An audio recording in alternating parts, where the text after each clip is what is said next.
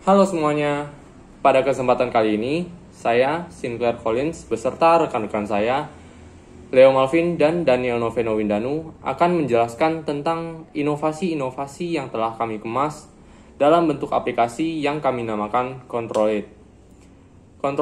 Nama Control It ini berisi harapan-harapan kami kepada para pengguna maupun user agar mereka bisa senantiasa menjaga atau mengontrol emosi mereka setelah menggunakan aplikasi kami. Aplikasi ini diperuntukkan atau dikhususkan bagi mereka yang mengidap tunalaras. Apa sih tunalaras itu? Tunalaras adalah individu yang mengalami hambatan dalam mengontrol emosi mereka. Ciri-ciri dari pengidap tunalaras adalah emosian, tidak sabaran, sering melamun, dan suka menyalahkan orang lain. Terdapat dua jenis penyimpangan dari tunalaras ini. Yang pertama adalah penyimpangan kepribadian yang meliputi tunalaras sosial dan tunalaras emosi. Dan penyimpangan yang kedua adalah jenis penyimpangan kesehatan jiwa yang meliputi tunalaras psikopat yang susah untuk disembuhkan dan tunalaras sementara yang relatif mudah untuk disembuhkan. Diketahui bahwa pertolongan bagi mereka yang mengidap tunalaras ini masih sangatlah minim. Tentu ini merupakan sebuah masalah bagi pengidap tunalaras maupun keluarga mereka sendiri. Orang-orang jadi tidak tahu cara yang harus dilakukan ketika mereka bertemu dengan pengidap tunalaras yang sedang membutuhkan pertolongan. Tujuan dari pembuatan aplikasi ini adalah untuk membantu mereka yang mengidap tunalaras ini agar mereka bisa mengontrol emosi mereka dan selalu ada untuk mereka ketika mereka mengalami kesusahan ataupun terjadi sesuatu yang tidak diinginkan seperti serangan jantung. Berdasarkan masalah-masalah yang ada ini, kami melakukan riset terhadap aplikasi-aplikasi yang kami nilai mirip. Terdapat 3 aplikasi yang cukup mirip dengan aplikasi yang sedang kami kembangkan ini. Yang pertama adalah aplikasi MoodKit. Aplikasi berbasis iOS ini berfungsi untuk meningkatkan mood dan mengurangi pikiran negatif seperti paranoid dan anxiety. Kelebihannya adalah jangkauan yang luas serta praktek berbasis bukti. Praktek berbasis bukti adalah suatu verifikasi di mana ahli telah memastikan cara yang efektif dan efisien untuk menghadapi mereka yang mengalami tunalaras ini. Tetapi terdapat kekurangan dari aplikasi ini seperti masih terdapat banyak bug dari MoodKit. Aplikasi yang kedua adalah Headspace, yaitu aplikasi yang meningkatkan pengalaman meditasi dan meningkatkan relaksasi serta meningkatkan konsentrasi dan pengalaman tidur. Aplikasi Headspace ini memiliki beberapa kelebihan yang cukup menarik, yang mana adalah user interface yang kami nilai interaktif dan menarik serta mudah dipahami oleh pengguna baru. Tetapi kekurangan dari aplikasi ini adalah latihan yang masih terlalu repetitif, yaitu kurang variasi dari latihan-latihan atau itu-itu aja. Yang ketiga adalah Calm, yaitu aplikasi untuk meningkatkan pengalaman tidur, mengurangi stres, relaksasi, dan meningkatkan ketenangan diri. Kelebihannya berupa statistik tracker dan mood tracker. Jadi kita bisa tahu mood kita sedang dalam kondisi yang bagus atau kondisi yang jelek, maupun kurun waktu tertentu kita sedang naik atau turun emosi kita. Tetapi user experience dari aplikasi ini masih lumayan kurang. Dari ketiga aplikasi ini, kami mendapatkan beberapa kesimpulan seperti aplikasi-aplikasi ini masih cuman berfungsi sebagai ladang informasi. Karena kurangnya eksekusi dari aplikasi-aplikasi tersebut seperti ketika mereka membutuhkan pertolongan atau ketika mereka ingin melakukan konsultasi kepada psikiater maupun dokter, psikolog, seperti itu. Dan dari kekurangan-kekurangan ini masih ada kekurangan seperti kurang variatif saat latihan. Dari kekurangan-kekurangan ini, kami menemukan potensi-potensi yang dapat kami kembangkan. Yang pertama adalah kerjasama dengan psikolog maupun psikiater sehingga terjadi penanganan yang real kepada mereka yang mengidap tunalaras ini. Yang kedua adalah penggabungan fitur yang kami nilai menarik dan bagus dari aplikasi-aplikasi yang sudah ada, serta penambahan beberapa fitur seperti penambahan game buat anak-anak dan penambahan sensor dari jam tangan yang akan mendata detak jantung maupun hormon kortisol dari pengguna. Mekanisme dari penggunaan aplikasi ini akan dijelaskan oleh rekan-rekan saya. Perkenalkan, nama saya Leo Melvin dengan NPM 220711670. Oke, di sini saya akan menjelaskan tentang flowchart yang kami buat. Pertama-tama itu akan dimulai dari start, yaitu mencet aplikasi. Nanti saat mencet aplikasi kita akan menunggu sebentar untuk masuk ke dalam sebuah aplikasi tersebut. Saat itu lalu kita akan tampil pada menu sign up dan sign in. Sign up sendiri itu untuk yang belum mempunyai akun, sedangkan sign in itu untuk yang mempunyai akun. Jadi nanti kalau sudah mempunyai akun itu bisa masuk melalui nomor telepon, lalu melalui Google dan juga Facebook. Kalau belum nanti harus melalui sign up, yang dimana di sign up tersebut kita harus membuat ID dan password terlebih dahulu dan juga memasukkan email. Lalu setelah membuat akun tersebut, kita akan masuk ke main menu. Saat masuk ke main menu, kita itu akan disajikan dengan menu-menu yang sangat banyak. Menu-menunya itu yang pertama ada profile, game, musik, meditasi, sensor, pendamping, konsultasi, dan juga maps. Lalu jika kita memilih profile, maka kita dapat melakukan edit profile. Kita dapat mengedit profil kita seperti perubahan nama, lalu ada perubahan tanggal lahir dan umur, lalu ada yang terakhir alamat, yang terakhir itu ada alamat. Kemudian hasil dari yang edit itu kita nanti bisa simpan ke database Control It, yaitu milik perusahaan kami.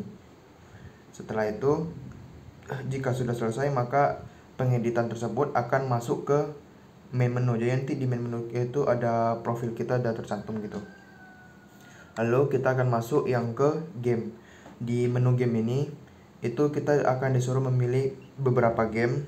Setelah kita memilih beberapa game, lalu kita akan masuk ke database. Game tersebut akan diambil dari database milik kami. Kemudian game tersebut akan dijalankan. Jika game tersebut sudah selesai dimainkan, maka game tersebut akan selesai. Lalu kita akan memasuki yang bagian musik. Di bagian musik ini kami sudah memberikan beberapa genre musik. Jadi nanti pengguna tinggal memilih musik mana yang ingin dimainkan untuk mudah mengendalikan emosi mereka. Setelah memilih genre musik yang ingin dimainkan, data-data dari musik tersebut akan diambil melalui database milik kami. Setelah itu musik akan dijalankan. Setelah musik dijalankan, maka program musik akan berakhir dan lalu dapat kembali ke menu. Setelah itu saya akan menjelaskan di bagian meditasi. Di bagian meditasi ini kami memberikan beberapa jenis model meditasi, yang dimana saat kita memilih meditasi nanti akan muncul bagaimana cara meditasi dan juga bagaimana cara meditasi yang baik dan baiknya itu, dan juga proses meditasinya itu. Hal itu tuh diambil dari database milik kami. Kalau itu udah nanti diambil lalu dijalankan meditasi tersebut. Jika meditasi tersebut sudah selesai, maka dapat kembali ke main menu. Lalu di sini saya akan menjelaskan tentang sensor. Sebelum itu kita itu harus mengkonekkan sensor dengan aplikasi tersebut. Dan juga kita harus menggunakan jam tangan itu ke tangan kita agar dapat terdeteksi. Jika sudah terdeteksi, maka kita dapat melihat tingkat hormon kortisol kita dan juga detak jantung milik kita sendiri. Jika belum, maka aplikasi kami itu akan terhubung ke database ke Control It, lalu akan menampilkan online shop yang menjual jenis jam tangan milik kami yang mempunyai sensor tersebut. Kemudian setelah itu barang-barang tersebut dapat dipilih dan dibeli. Jika sudah dibeli, maka akan kembali ke menu utama. Lalu saya akan melanjutkan penjelasan mengenai bagian pendamping. Di bagian pendamping ini, itu pendamping dapat melihat status user atau pengguna jam tangan tersebut.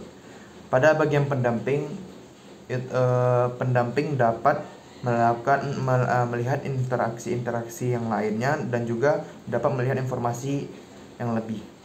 Informasi tersebut akan diambil dari database milik kami. Di informasi tersebut tuh berisi tentang apa saja tentang hal yang diperlukan oleh tunalaras. Jika sudah selesai, maka itu akan dapat kembali ke menu utama. Kemudian saya akan menjelaskan tentang konsultasi. Pada konsultasi ini proses flowchartnya itu adalah pertama itu kita dapat memiliki psikolog, lalu menjelaskan keluhan, melakukan pemrosesan pesan, menunggu balasan psikolog. Saat melakukan pemrosesan pesan ini, kita dapat melakukan melalui chat, lalu dapat melakukan melalui call dan juga video call. Jika menurut psikolog tersebut hal itu merupakan keadaan darurat, maka psikolog akan memberikan nomor telepon ambulans untuk segera datang. Lalu setelah menunggu ambulans itu akan otomatis kembali ke menu awal. Lalu saya akan menjelaskan tentang di bagian maps. Maps ini gunanya kami itu mengambil data maps sekitar yang ada di daerah user. Map tersebut diambil berdasarkan database milik Google Maps sendiri. Nanti di sana kita bisa melihat di mana bagian lokasi-lokasi rumah sakit terdekat. Dan juga jika kita mengklik rumah sakit tersebut, kita itu dapat memanggil ambulans dari rumah sakit tersebut. Jika program tersebut sudah dijalankan, maka semua program akan selesai dan juga akan kembali ke menu utama. Jika pengguna dan juga pendamping sudah selesai menggunakan aplikasi tersebut, mereka dapat mengakhiri aplikasi tersebut dengan cara langsung keluar dari aplikasi tersebut. Sekian, terima kasih. Oke, perkenalkan nama saya Daniel Pendano. Saya dari kelompok 3 yang akan membahas aplikasi dari kelompok 3 ini. Saya akan membahas aplikasi yang bernama Control It. Jadi, kenapa kita mengenal Control It? Karena kita harap pengguna Control ini dapat mengatur atau mengontrol emosi para penyandang disabilitas, yaitu khususnya pada tunarungu. Jadi ini awalnya ketika kita masuk sebuah aplikasinya, kita akan disajikan dengan logo Control F sendiri. Kenapa kita ngambil 4 tadi ya, ekspresi yang mulai dari murung, kemudian menjadi ceria. Dimana itu menandakan ini adalah sebuah proses untuk mengatur emosi kita. Dari awalnya emosi kita susah diatur hingga sehingga menjadi emosi yang baik. Oke. Selanjutnya kita disajikan beberapa menu. Yang pertama untuk login ya. Ada 3 cara untuk login, yaitu dengan nomor HP, kemudian dengan akun Google, dan Facebook. Kemudian ketika kita juga belum punya akun, kita dapat melakukan uh, membuat akun dengan sign up. Kita coba untuk login dulu ya, menggunakan nomor HP. Ini nomor HP kita bisa sesuaikan dari mana negara kita. Aplikasi kita juga bisa digunakan di berbagai negara, jadi kita tidak menggunakan satu bahasa saja.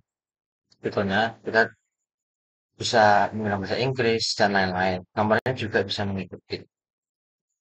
Dimasukkan nomor, kita akan dikirim verify code yang bersih dari 4 digit angka untuk verifikasi loginnya. Ini masukkan, di situ verify an account. Nah, kita akan kembali ke akun kita yang sudah pernah kita buat akun. Nah, kemudian login dengan Google sama.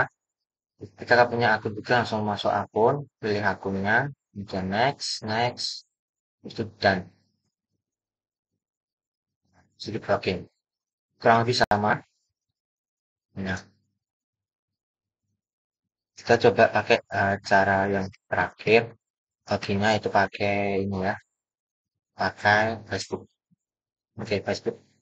Nah, seperti biasa, itu login. Kalau dia login, ya kita masuk akun. Nah, bagaimana cara kita membuat akunnya? Oke, kita pencet yang logo biru ini, sign up. Nah, ada dua kategori yang kita gunakan. Jadi aplikasi ini bisa digunakan untuk para penyandang disabilitas sendiri dan para pendampingnya sendiri itu pun bisa ikut memantau bagaimana keadaan penyandang disabilitas tersebut. Di sini juga ada pilihan jadi factor, companion. Jadi apa sih maksudnya dari factor dan companion itu sendiri? Nah, kita bisa lihat apa maksud dari kedua kategori dengan mengklik tanda tanya di sini.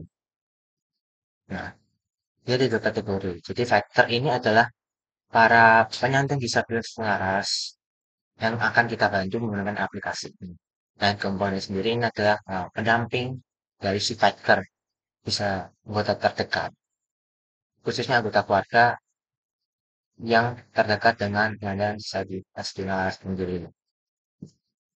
Nah, kita untuk yang kali ini kita coba untuk membuat akun untuk para factor. Di factor kita masukkan email, habis itu password, dan pakai nomor HP. Saya pakai nomor HP, nomor HP ini juga bisa terhubung nomor HP ketika ada para pendamping yang menghubungi kita. Kemudian account yang akan diproses ketika kita membuat akun, terus start dan kita bisa login. Nah, sekarang kita coba untuk yang si companion atau pendamping. Ini sama seperti sebelumnya yaitu si fighter sama masukkan email dulu, password dan nomor HP. Menuju account. Nah, ini baru menu pendamping. Kita akan bahas nanti saja. Kita akan masuk ke yang menu untuk si fighternya sendiri ini. Jadi, menu utamanya seperti ini. Ada sensor, konsul, maps, profile, dan pendamping. Sensor ini ada mendeteksi tekanan darah dan kadar minyak yang di sini. Kenapa kita menggunakan itu? Itu tadi itu ada indeks yang bisa mendeteksi emosi kita. Bagaimanakah kita menggabungkan atau mengetahui indeks-indeks tadi yang kemudian akan terbang dengan aplikasi ini. Jadi kita ketika klik, nah, kita menggunakan smartwatch untuk mendeteksi dua indeks tadi. Nah, untuk menyambungkan, ketika kita punya smartwatch kami, tinggal sambungkan saja. Nah, kemudian ada pilihan caranya dengan menghidupkan WiFi pada mobile phone kita. Kemudian pada jam tangan kita tekan power button selama 5 detik. Habis itu kalau sudah device akan telepon. Nah, bagaimana jika kita belum punya smartwatch ini? Nah, di aplikasi ini juga disediakan marketplace untuk membeli smartwatch milik kami. Jadi di tombol kanan atasnya ada gambar keranjang, kita klik saja. Nah, ini ada beberapa jenis jam tangan yang akan kami jual juga. Caranya kita klik buy. Nah, kita juga bisa masukkan alamat tujuan kita, jumlah yang ingin kita beli, dan metode pembayaran. Nah, ketika kita sudah mengisi semua dengan baik, kemudian kita cek. Nah, kemudian kita check out juga, kita tunggu saja sampai undangan itu datang ke tempat kita. Kemudian ini ada hormon kortisol dan detak jantung. Itu ada indeks untuk mendeteksi emisi kita. Nah, kemudian itu ada konsul. Jadi konsul ini kita sediakan berbagai para profesional untuk membantu para fighter atau penyandang tunaras ini. Jadi kami menggunakan dua dua apa namanya kategori lagi berdasarkan dekat dan spesialis yang kami miliki sendiri. Jadi jadi mid our spesialis ini adalah berbagai para profesional yang bersama langsung dengan kami. Nah, dari nilai spesialis ini adalah berbagai para dokter atau psikolog terdekat dari tempat kita. Nah, bagaimana cara konsultasi? Kita pilih eh, para konselor-konselor ini, salah saya di sini. Jadi kita bisa konsultasi secara chat.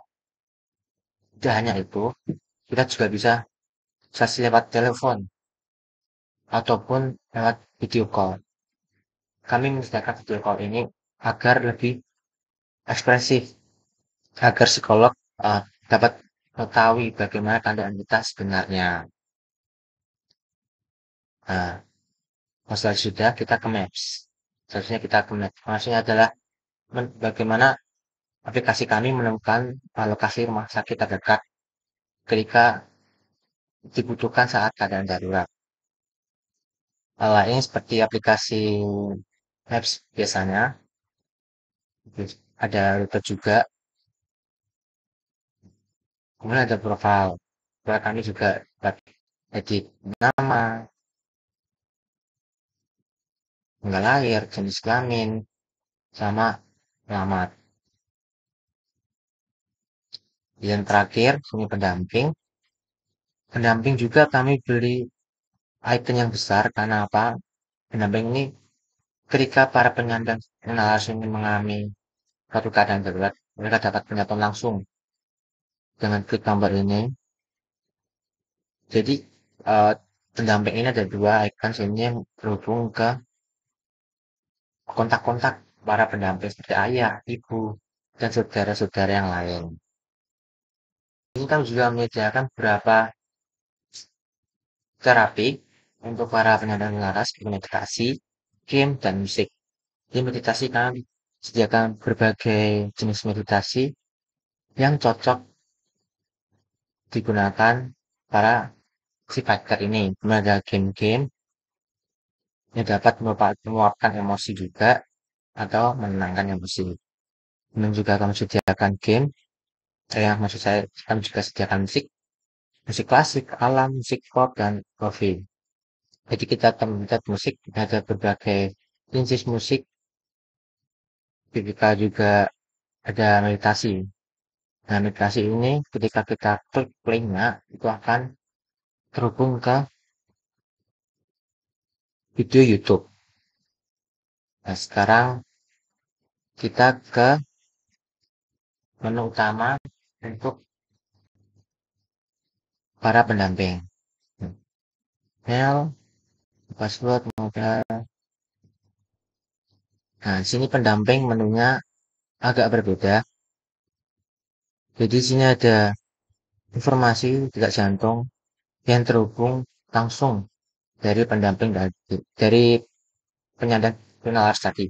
Jadi apa yang diketahui jam tangan tadi itu akan logoutnya ada dua, yaitu ke aplikasi pendamping dan aplikasi pengguna tunaras tersebut.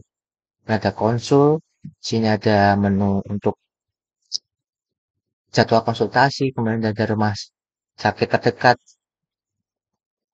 kemudian juga ada ini juga ada menu tambahan yaitu informasi-informasi yang berkaitan dengan penularas. Nah, ini bagi cara-cara menangani para penyandang disabilitas tunaras. Ini salah satunya artikel yang kami miliki.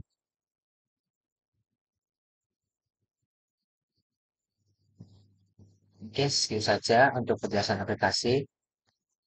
Dari saya terima kasih.